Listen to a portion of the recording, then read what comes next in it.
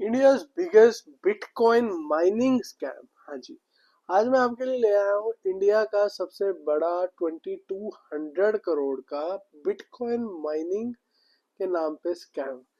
Video शुरू करने से पहले जय हिंद दोस्तों, मेरा नाम है Ankur Malhotra. Welcome to the new video our channel money with Ankur. यहाँ पर हम आपको करते हैं financially educate. This is episode 10 of financial scams of India.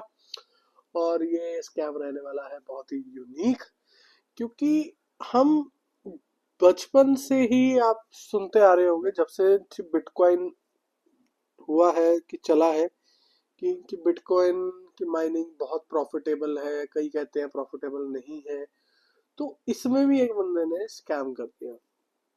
Company का नाम है HPZ टोकन और 2200 करोड़ का फ्रॉड हुआ इसमें। और जानते हैं ये फ्रॉड हुआ कैसे। सबसे पहले तो क्या है HPZ token scam. HPZ token एक massive multi layer investment scam है जिसमें बिटकॉइन माइनिंग के नाम पर हजारों लोगों को ठगा है।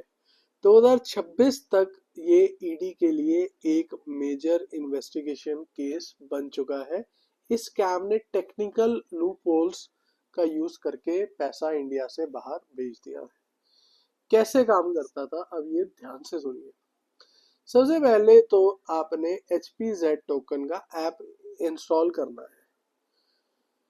तो फिर उसके बाद आप एक माइनिंग मशीन में इन्वेस्ट कर रहे हैं। बिटकॉइन माइनिंग मशीन में इन्वेस्ट करने का फिनोमिनल रिटर्न का वादा दे दिया। शुरुआत में छोटे मोटे पे आउट्स आए ताकि लोगों को भरोसा किया जाए। अब आप जो रिटर्न सुनने वाले हैं वो भाई साहब अनरियल नहीं, कुछ और ही है। 57,000 आपने इन्वेस्ट करना है और 4,000 रुपए डेली मिल रहे हैं। 4,000 रुपीज डेली। अरे भाई साहब, इतना बड़ा स्कैम भी हो सकता है और लोग उसमें पैसे लगा रहे हैं। चलो, ऑनलाइन गेमिंग और इलीगल बेटिंग एप्स का भी अपॉर्चुनिटी दिखाया गया। रेफरल कमीशन के नाम पर लोगों को पोंजी स्कीम चलवाई गई। 4,000 रुपए डेली, 57,000 लगा के। मतलब ये तो अलग ही लेवल का बंदा है। 7-8% डेली पे 3 महीने तक।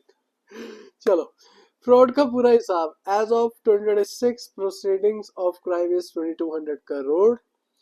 ईडी ने एसेट जो अटैच किए हैं वो 662 करोड़ है और मूल अकाउंट्स जो डमी अकाउंट्स हम जिन्हें बोलते हैं वो 24 लाख रुपए के हुए हैं।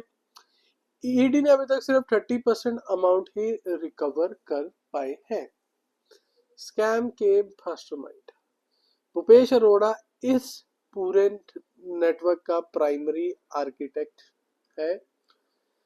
भूपेश अरोड़ा ने बनाया है।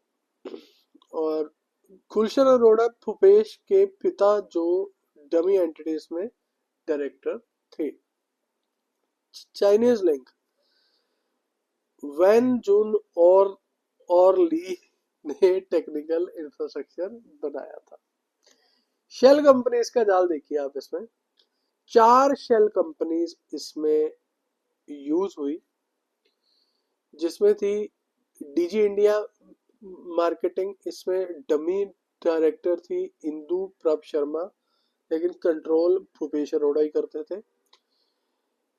और बिजनेस वेंचर्स था, इसमें अक्षय एंड विवेक थे डमी डायरेक्टर्स और पेपर डायरेक्टर्स भी के एम्प्लॉयज थे। शीगो टेक्नोलॉजी, इसमें डमी डायरेक्टर थे डोटसी, जिन्हें की अरेस्ट कर लिया गया है और इन्होंने 1,000 करोड़ से ज्यादा फंड ट्रांसफर करे हैं। शिंडाई टेक्नोलॉजीज, इसमें डमी डायरेक्टर थे वीरेंद्र सिंह और operated by Chinese Jack. Money laundering की 4 स्टेजेस जो यूज करी।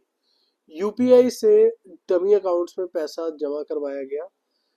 शेल कंपनीज के बीच पैसा घुमाना, आईएनआर को क्रिप्टो करेंसी में बदलना और इंटरनेशनल वॉलेट्स चाइनीज वॉलेट्स में ट्रांसफर कर देना। पेमेंट गेटवे का मिसयूज, स्कैमर्स ने इजी बस, रेजर पे और कैश फ्री जैसे गेटवेज का मिसयूज करा। फेक मर्चेंट प्रोफाइल्स बनाकर फंड्स मूव किए गए ताकि बैंक या पेमेंट एग्रीगेटर को कोई रेड फ्लैग ना दिखे। मूल बैंक अकाउंट्स यानी कि dummy bank account 94 attach recently का यूज करके लेयरिंग को और कॉम्प्लेक्स बनाया गया। यही नहीं, इसके साथ और भी फ्रॉड एप्स का इसमें करेक्शन था।